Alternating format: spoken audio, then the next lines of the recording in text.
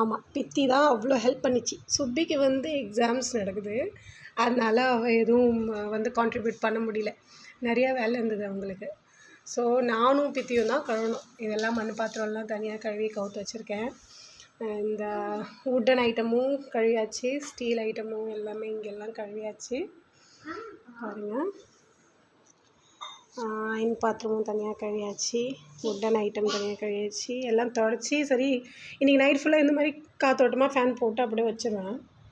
அது கொஞ்சம் ஓரளவுக்கு காயும், ட்ரெயின் அவுட் ஆகிடும். ஏதாவது நம்ம சரி தொடச்சிட்டோம், எல்லாமே கழுவிட்டு தொடச்சிட்டு தான் வச்சது.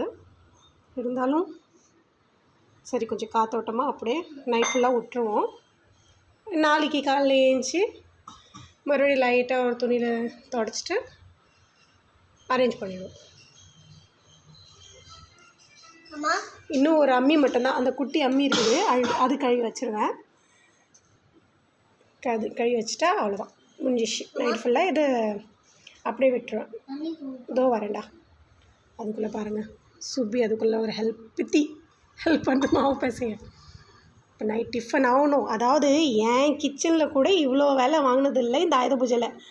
அப்படியே இருக்குது, அது இன்னும் நான் முடிக்கலை. ஆனால் இவங்க கிச்சனில் வேலை வாங்கிச்சு பாருங்கள், அப்பப்பப்பா ஒரு இதில் வேறு இந்த குட்டி குட்டி பாத்திரங்கள்லாம் இருக்குல்ல, இதோட ஷார்ப்னஸ் ரொம்ப இதுவாக இருக்கும். பாப்பா எல்லாம் கழுவ விட மாட்டேன் நான், எல்லாம் ஷார்ப்பாக இருக்கும்.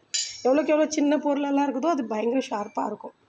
ஸோ பசங்களெல்லாம் மோஸ்ட் ஆஃப் இந்த பெரிய பெரிய பாத்திரங்கள் இருக்குல்ல, அந்த மாதிரி எல்லாம் தான் கழுவிடுவேன். குட்டி குட்டிஸெல்லாம் நாங்களே கழுவிடுவோம். அவ்வளோதான். இப்போ நைட் ஃபுல்லாக விட்டுட்டு நாளைக்கு காலைல அரேஞ்ச் பண்ணி காட்டுறேன். பாய் பித்தி, பாய் சொல்லுங்கள். பாய் சொல்லுங்கள். பாய் பாய்.